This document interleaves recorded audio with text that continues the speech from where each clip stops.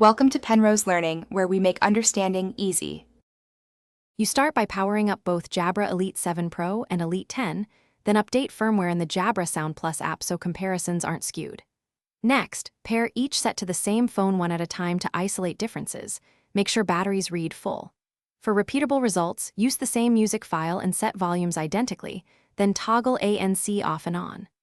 Once done, note comfort and seal. These physical factors change perceived bass and isolation. You now evaluate core performance.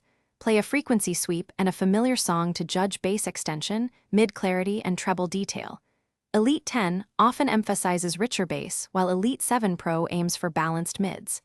Then test calls in 3 scenarios: noisy street, indoor room, and quiet space to compare mic algorithms and wind handling.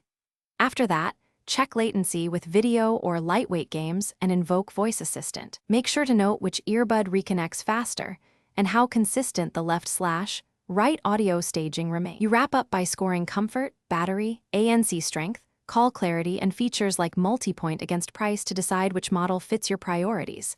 Elite 10 for punchy bass and richer sound, Elite 7 Pro for balanced signature and call focus.